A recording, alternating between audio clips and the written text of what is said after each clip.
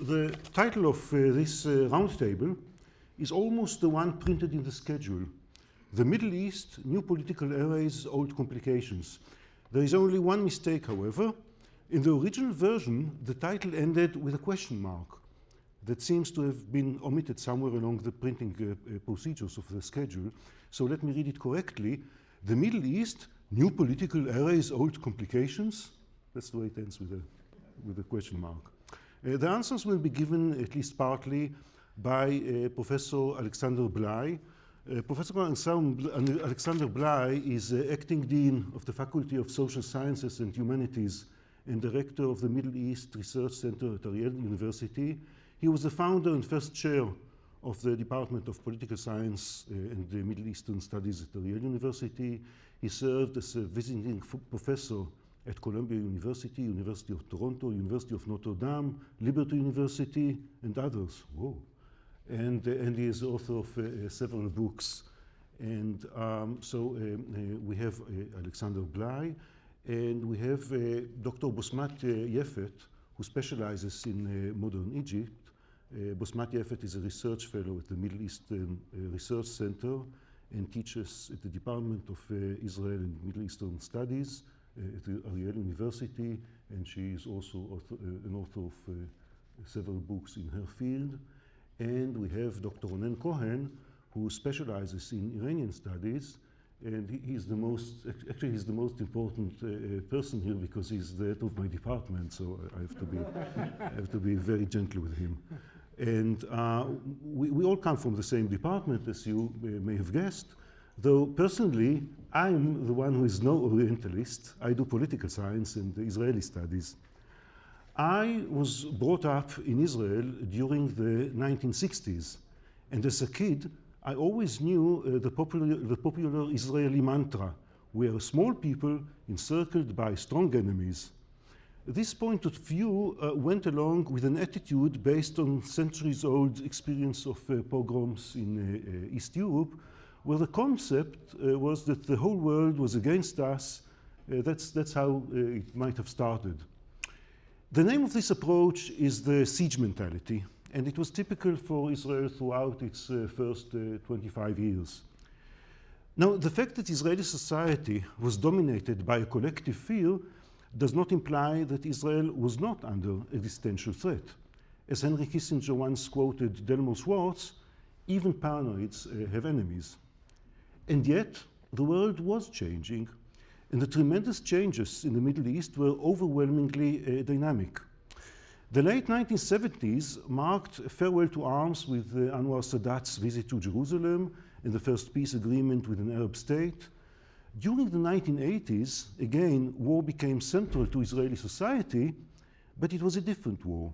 It was driven by military and political leaders who looked at Israel not necessarily as a poor and small country struggling for basic existence, but as a regional power able to fulfill some long-sighted expectations. On the ground, however, Israel seemed to constantly fail those expectations and was eventually dragged into an alleged peace accords with one terror organization, that is the PLO, in 1993, and later into a brutal struggle with another terror organization, Hamas, with whom we're encountering still today. So for Israel, its first decades as a newly formed state were totally altered into a new geopolitical environment, with every decade bringing with it different trends, winds of wars, and signs of peace. It seems that lately we're experiencing an altogether new era, where new forces emerge on the Arab side. Instead of nation states, Israel is confronted with non-state actors that are activated by new kinds of patterns. Professor Bligh, do you think that we are witnessing an Arab world moving from national Islam to universal Islam? And if you could answer that in 2 minutes, that would be fine. I will in try 10 to, minutes. I will try to answer in 10 minutes. 10 minutes. But you know, we are paid by the word. So, so I will try to do my best. And more than that, there is a habit that I have developed throughout my teaching years, at least the last 10, 15 of them, that I cannot do it without a PowerPoint on my side. About 20 years ago, Israel and the Palestinians signed the Oslo Accords, and the phrase that was most common at that time was the new Middle East. If you wish, we can discuss, and this is the answer to my colleague's question, we can discuss the issue of nation states and non-nation actors into the issue of is there a new Middle East? Now, just to give us all some idea of where are the main areas of conflagration all over the Middle East today, this is the map, and you see it from Eastern Asia Minor, south to the Persian Gulf, to the eastern parts of the Arabian Peninsula, including, obviously, as you can see, the oil-rich areas of Saudi Arabia. Then you get into mainland Saudi Arabia, into Najd, Yemen, all along the Red Sea, all along the Nile River, and of course to the northwest of that, you can see the Maghreb. In other words, this is indeed a Middle East in which two concepts are constantly clashing. One concept is that of recognized nation states with known and marked borders on the one hand. And this is whatever we see today, we used to see, until today and perhaps into the future. Another concept is that of Daesh and their colleagues, which is let's delete from the map everything that has to do with borders.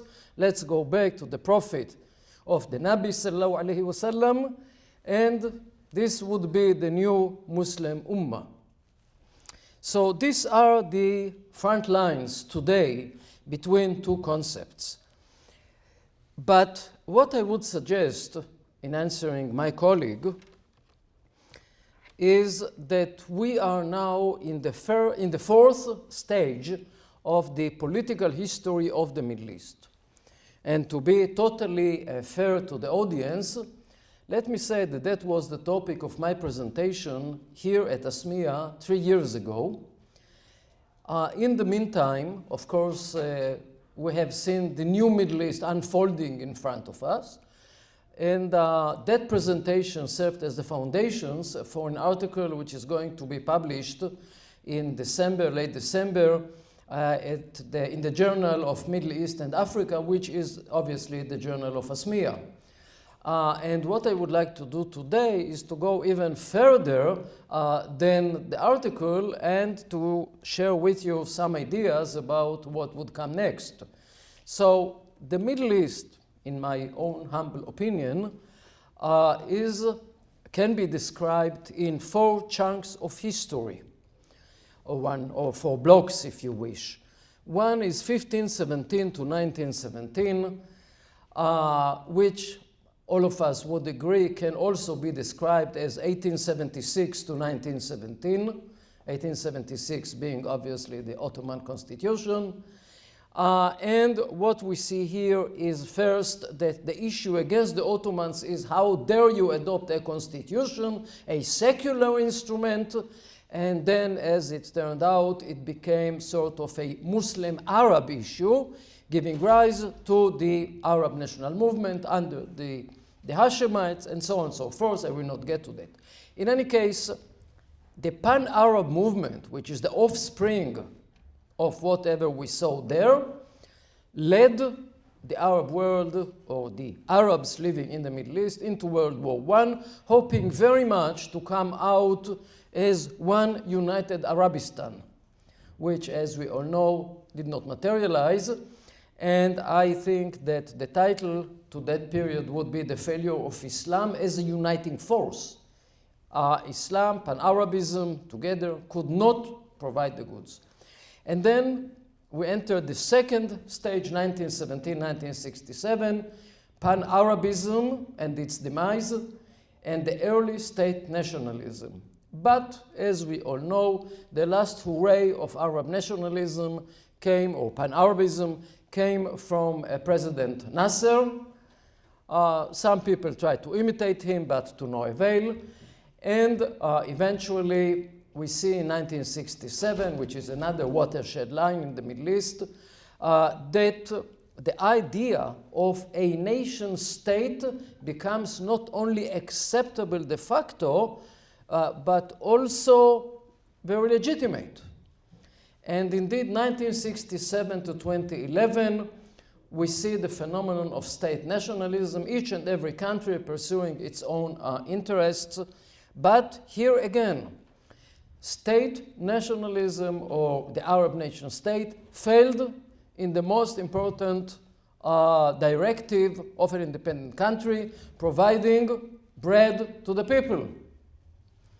Of course, on top of that, many more, and I will not get into that. In any case, against that background, we see the beginning of the Arab Spring, which in a sense, first and for all, it is a social movement that Islam, political Islam, national political Islam, used for its purposes. I think that you'll agree with me that even though the slogan is Islam, basically we're looking at national Muslim movements that are different from one country to another, united by the rhetoric, but no more than that. Leaderships are different, the way that they struggle, the incumbent regime is different, etc., etc. I will not get into that.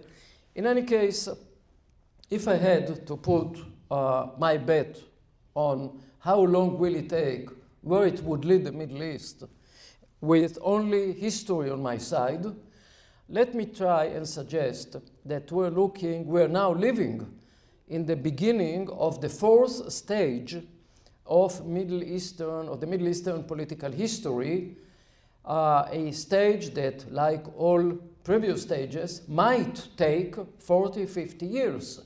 All previous stages, 40 years, 50 years, 44 years.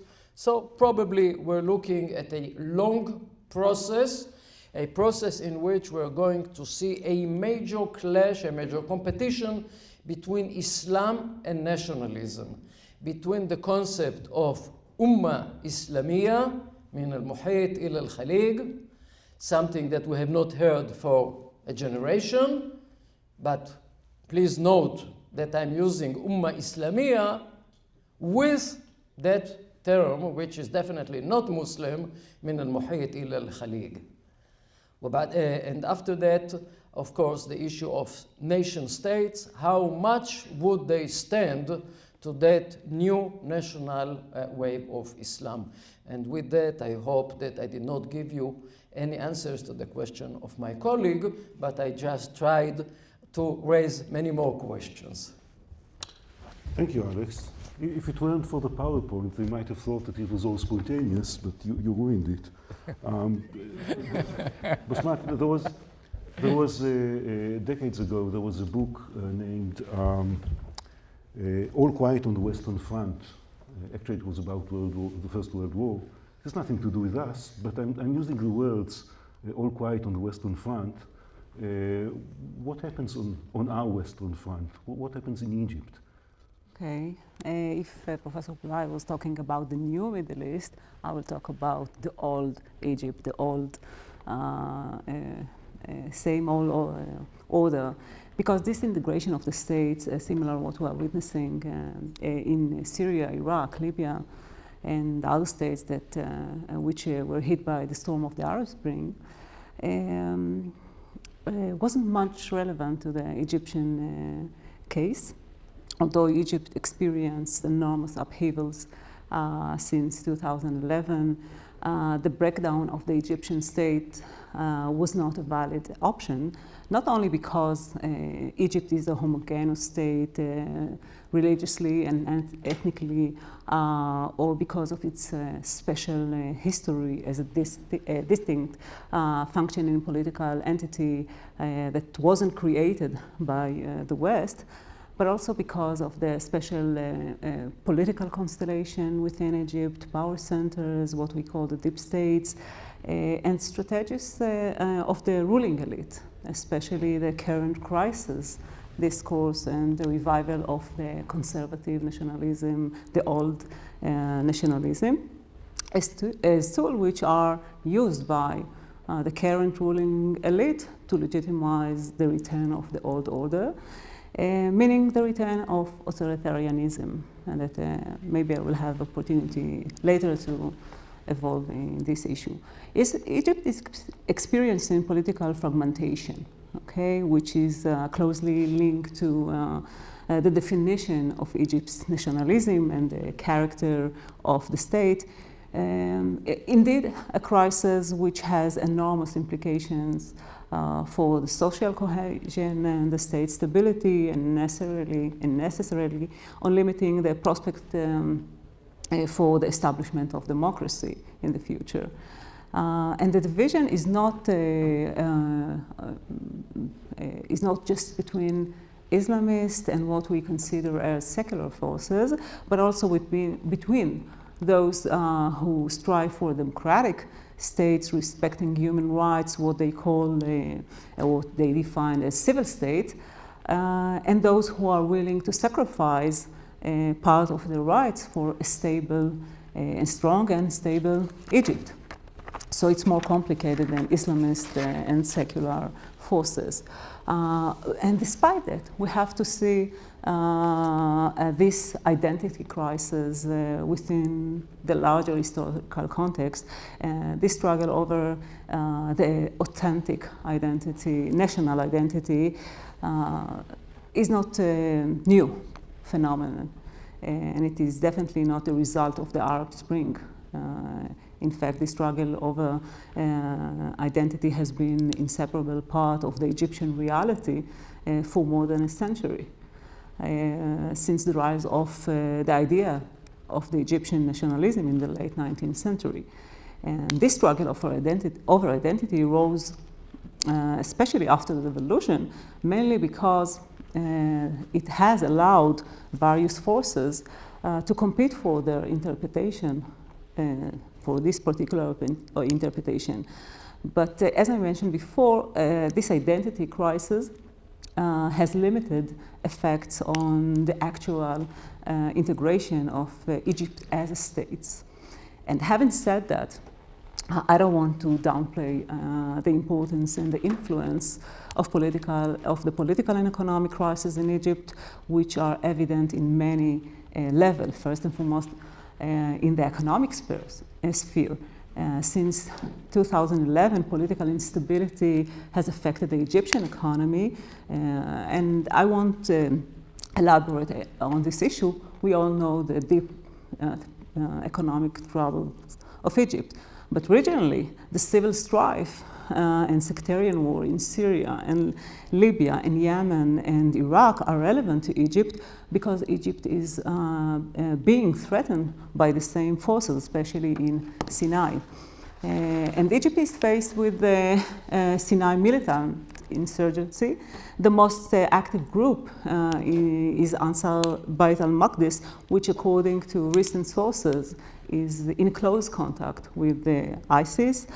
That became one of the major targets of the Egyptian authorities. Attacks on police and military personnel are increasing. A week ago, Egypt imposed a state of emergency across parts of the Sinai after 30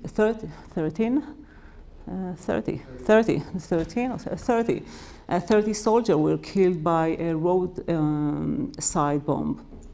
And terrorist attacks were not limited to northern Sinai and have spilled over into Cairo and other areas inside Egypt.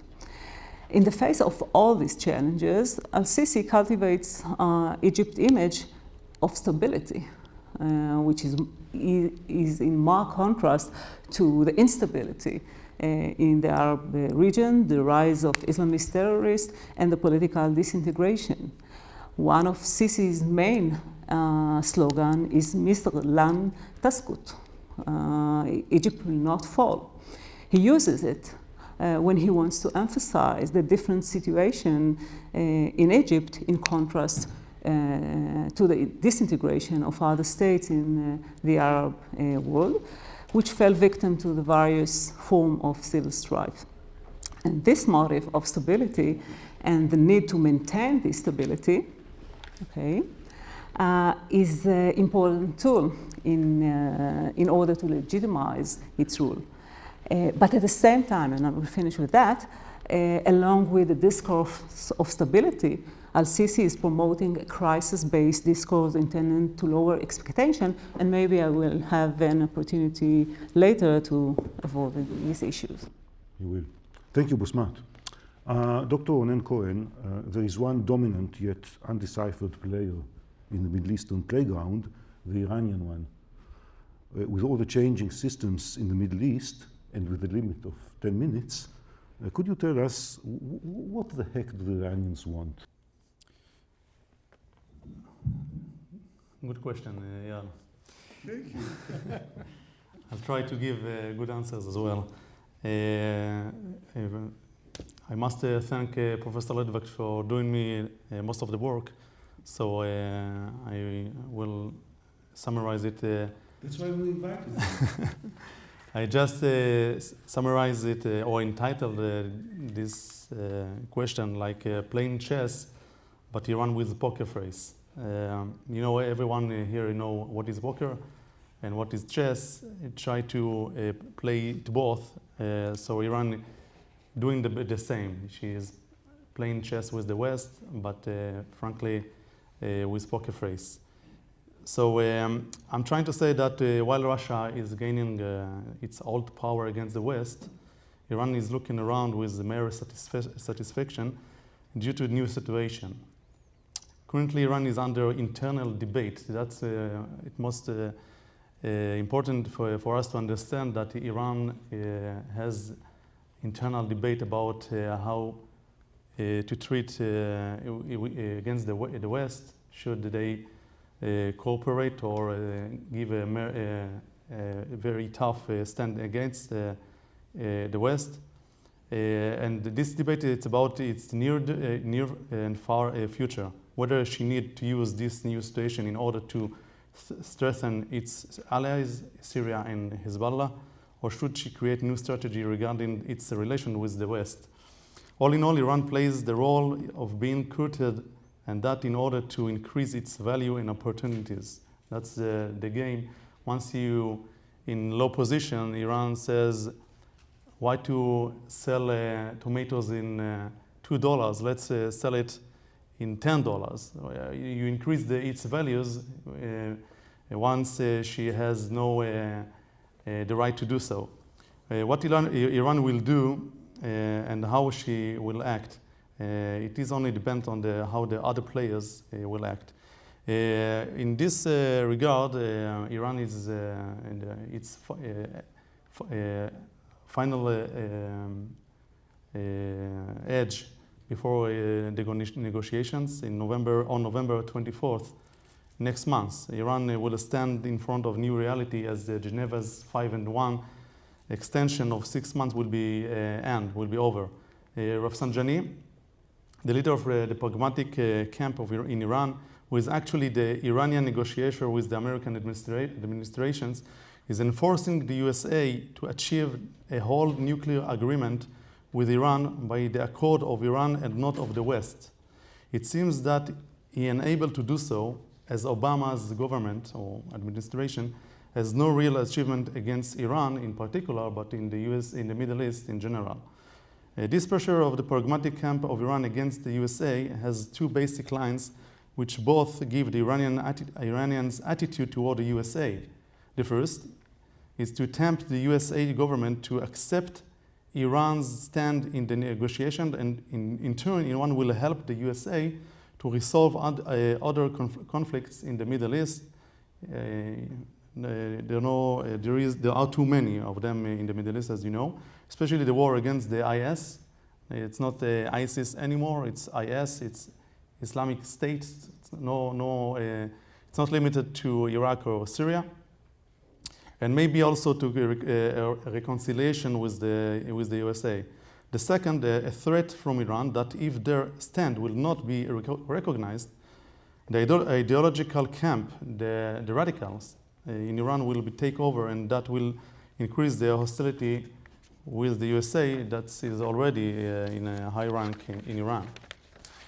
The Iranian government sees the USA President Obama as a weak leader, ever been to the USA, which actually gives Iran a one-time opportunity to enforce Washington to accept its demands, and that in favor to help the USA in their struggle with the IS.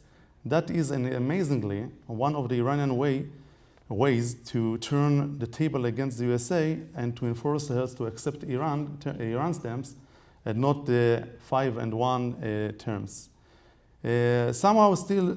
Iran somehow still believe that Rouhani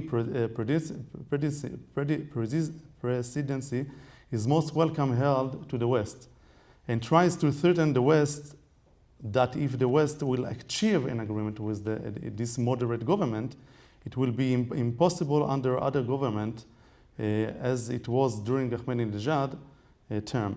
More than that, the Iranian politicians, whom are very close to the nuclear program, say that their effort to be recognized from the West about this program is due to the Iranian people the Iranian people demand the government to reach an agreement with the West regarding the nuclear program. And this power given the Iranian politician to stand against the USA and the 5-1 for their acceptance or recognition of the nuclear program. I personally don't think that nuclear talks will reach a deal by November, but anyway, the West simply allowed the regime to get the threshold of weaponization. It's near breakout now. Rouhani is more dangerous, I think, than Ahmadinejad. When you read Rouhani's books, he wrote about 20 books regarding religious and politics, 16 of them in Persian and 4 of them in English. You will find that he said it, he declared it in his enormous book, more than 1,000 pages, that he deceived the West once he was the negotiator by Iran, and he probably doing it right now, deceiving the West. Actually, he is in favor of the Iran. It is acceptable, but not for the West. Rouhani's strategy is not to slow playing the West, and it seems he has been successful so far thanks to Obama policy. That is my point of view, that the USA government, as it's seen by the Rouhani government, it's a very weak administration, that now it's the right momentum and timing to squeeze it as much as they can in favor to reach a very good agreement of recognition of the nuclear program of Iran. Okay, thanks a lot.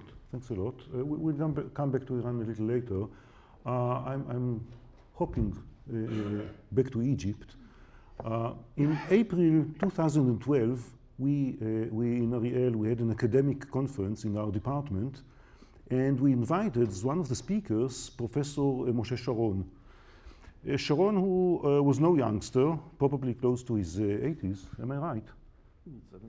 Mid-70s, okay. He said, there is no such thing as Arab Spring in Egypt. Egypt is a strong state, practically run by the army, and the army will make sure that no revolution takes place. Sharon, of course, was wrong at the time. Younger people always know better, and we all showed him that Mubarak was imprisoned and put to trial. Muhammad Morsi led the Muslim Brothers to an electoral victory. Egypt was changing. However, it's now 2014, looking back in retrospect, Dr. Bosmat Yefet, wouldn't you say that Moshe Sharon was totally right? I disagree, not because I don't think the army is a strong and part of the power center in Egypt, but because I believe that the Arab Spring had an impact on Egypt, and I will explain why. First, I will say that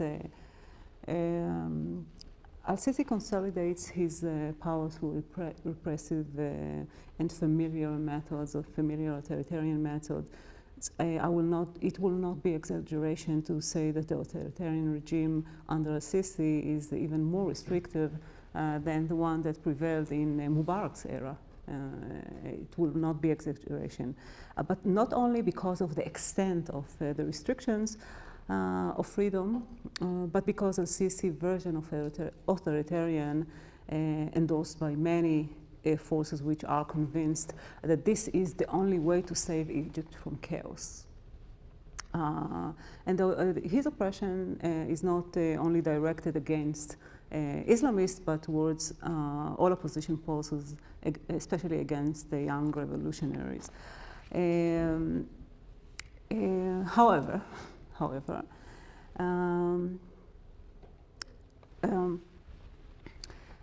his oppressive rule, his authoritarian rule, will have to get legitimacy, and from the Egyptian people. And this is one of the major effects of the Arab Spring.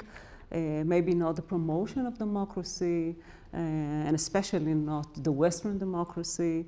The change we can refer to the special change in terms of expectations of the people from their leaders. After the revolution, and leaders in the Arab world, and especially in Egypt, cannot take for granted the support of the population.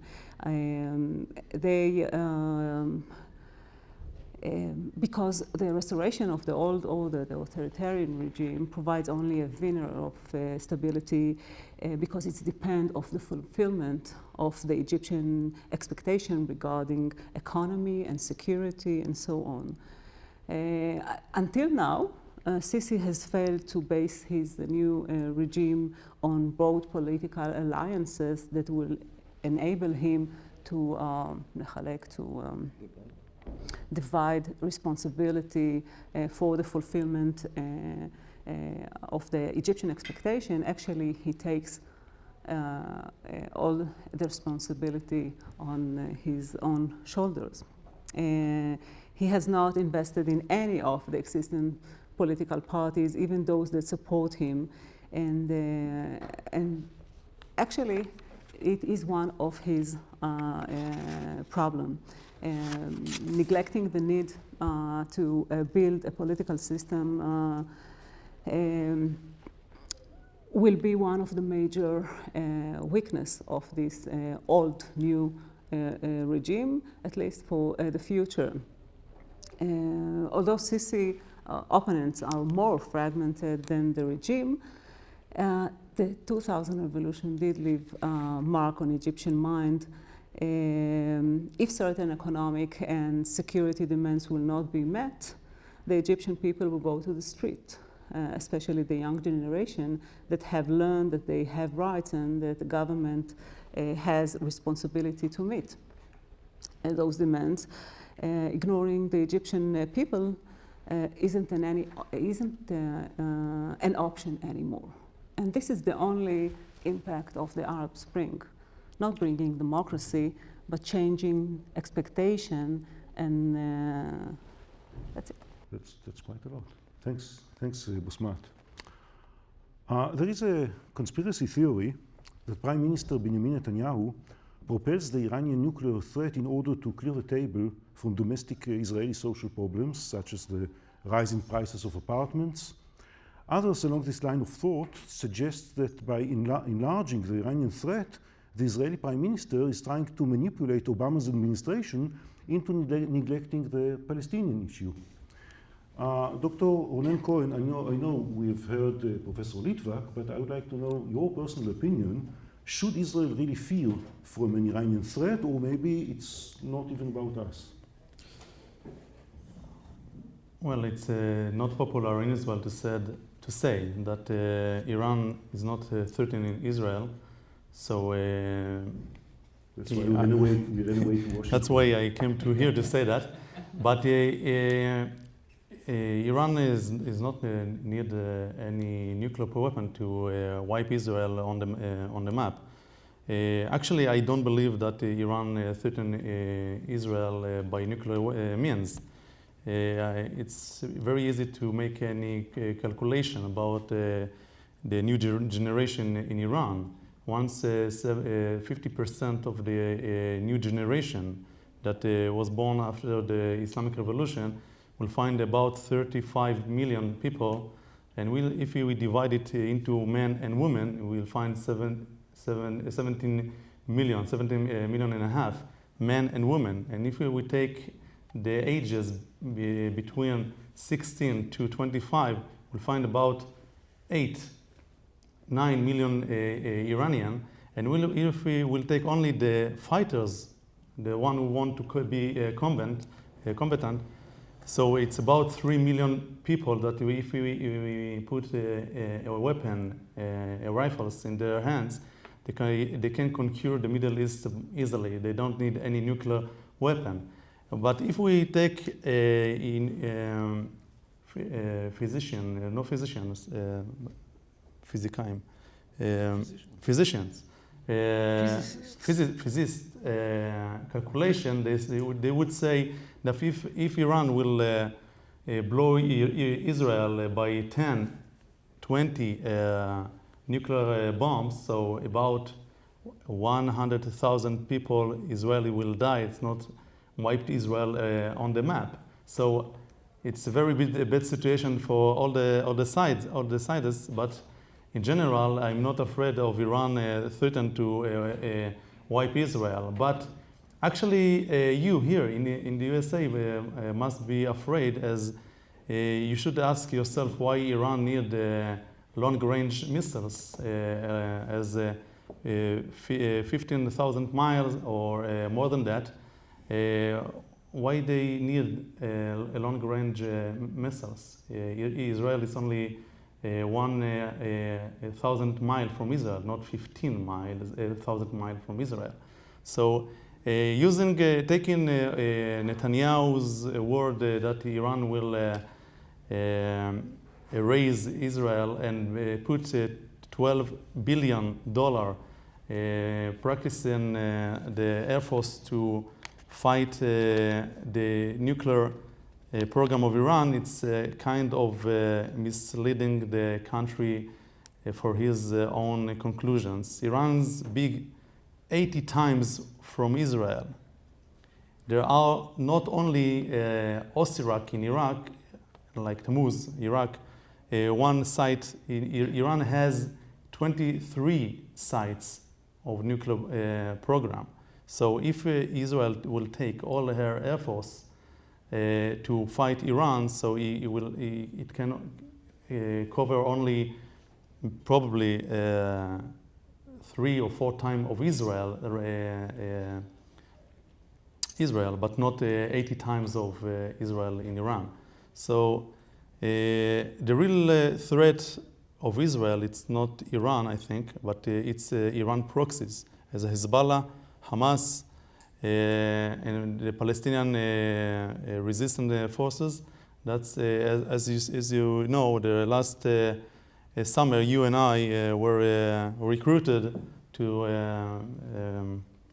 reserve army to be part of this mission against Hamas. That's the real threat, I think. Okay, thanks. I'll go back again to Netanyahu. There's an assertion that all he wants is the preservation of status quo. Thomas Friedman wrote about it last week. The logic of the desire for a status quo lies inherently within the conservative essence, the conservative rejection of anything new. The very name conservatism means resenting change. The late Prime Minister Yitzhak Shamir is often quoted to have said, "The Arabs are the same Arabs and the sea is the same sea." Let me return then the question mark on the title of this roundtable and ask Professor Alexander Bligh, if you were back in office where you had been some 25 years ago as an advisor to the Prime Minister, how should Israel react to its surroundings? Are we facing a new arena and should therefore adopt new strategies, or should we stick to some old doctrines that come from our own shift from siege mentality we've simply forgotten?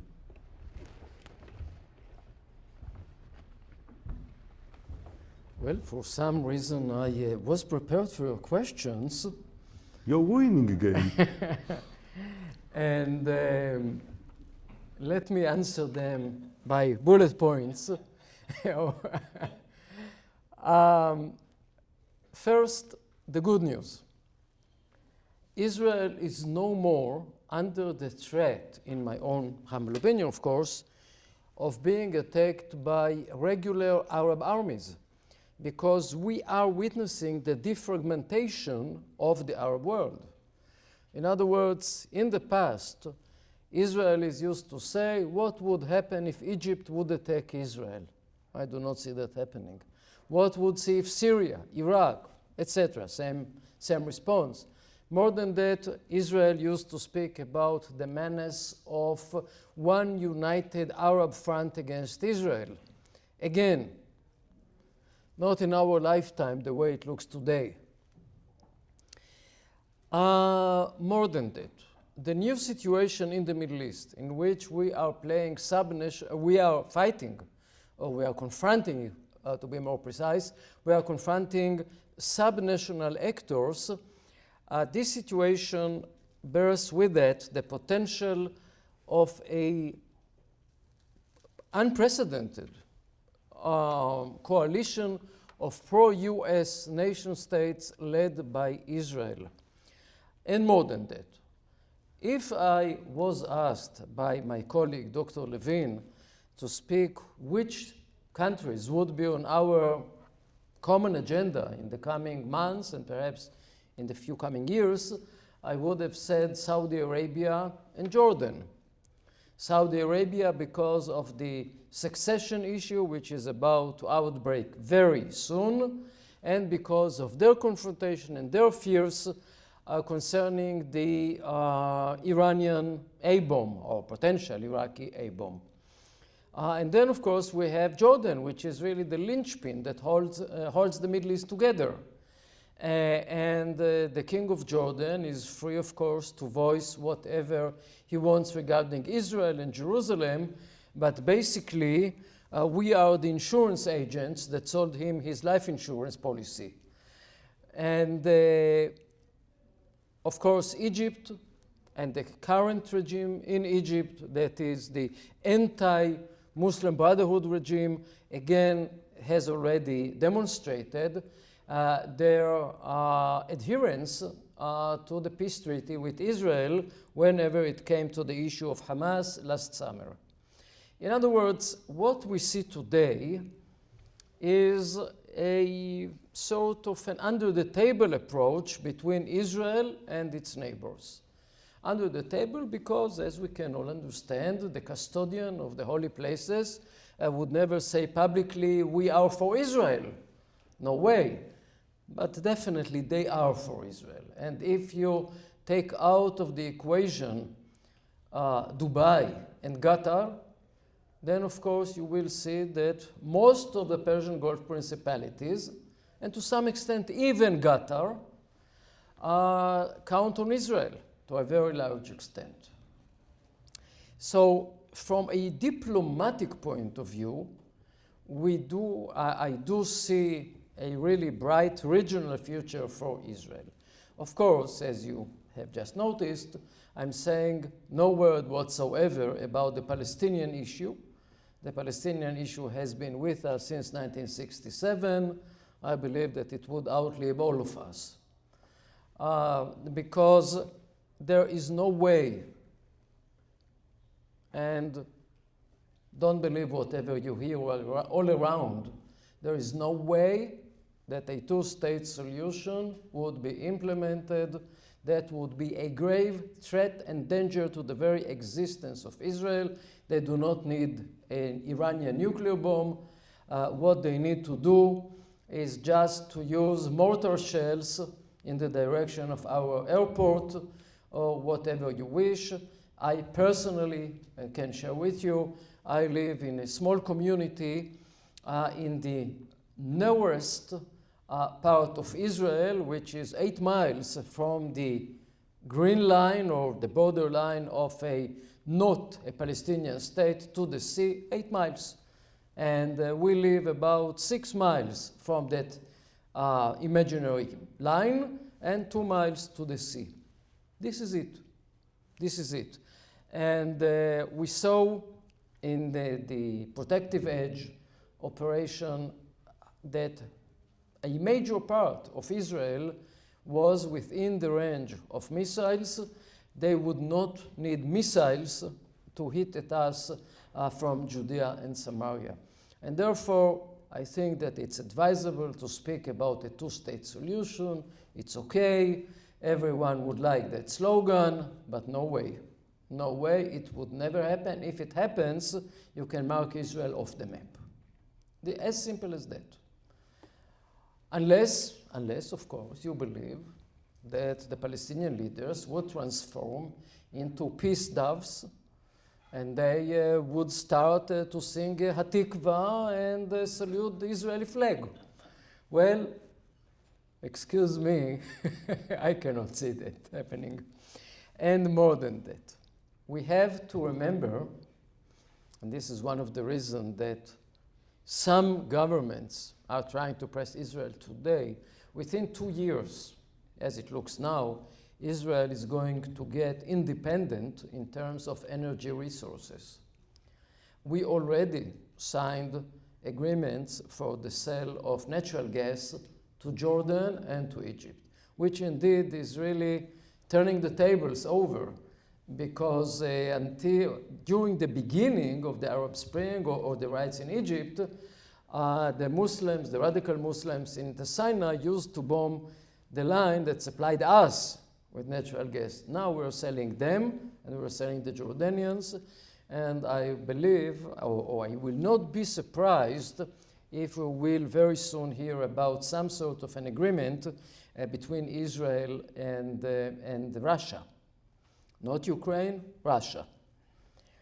Now, this is on the better side. On the downside, we must understand that the collapse of the existing nation states creates political vacuum. Political vacuum invites new forces or undesired forces. And Iran is one force. Iran has been trying to gain a hegemonic role all over the Middle East. And just to supplement the comments of my colleague, Dr. Cohen, nuclear bomb is not only important because they have been threatening Israel. It is important in order to gain a leadership position in the Middle East. It is important because it would be perhaps the gate to liberate the Muslim holy places. And since perhaps Karbala, it would be the first time ever that the Shiites would hold the Muslim holy places. Actually, come to think of it, they never controlled the Muslim holy places, but that was the dream since 680. So basically, what we're looking at is a regional superpower in the making, Iran, and we're looking at a competing player, which is Turkey. And as we all know, Mr. Erdogan indeed has broken with the past of Turkey, something that would put a lot of pressure on your country, on our country, and obviously on NATO. At the same time that they're pursuing their policy, they are full members of NATO. And I notice the looks of my colleagues, so I will conclude in a minute. In any case, the main problem of the Middle East today is, as I began with, the defragmentation of the nation states in the Middle East, and the possibility that we might see Kurdistan, or 5 Kurdistans if you wish. We might see Alawistan, Shiistan in southern Iraq, which would not become part of Iran because these are Arabs and these are Iranians. So, to your question, original question, what would I tell my Prime Minister if I were in my old position as his advisor on Arab affairs? Well, at this point, it is a wait and see, and try to gain as much as possible as of now, and as much as possible, don't publicize anything, but try to get to talk to whoever you believe you would serve Israeli interests. And please note the exact wording of whatever I've just said. Whatever player can serve the interests of Israel must be a potential foreign ally. And I'm saying that because today the Middle East is so strange, so unpredictable, that even the enemy of yesterday, President Assad, might become the friend of tomorrow.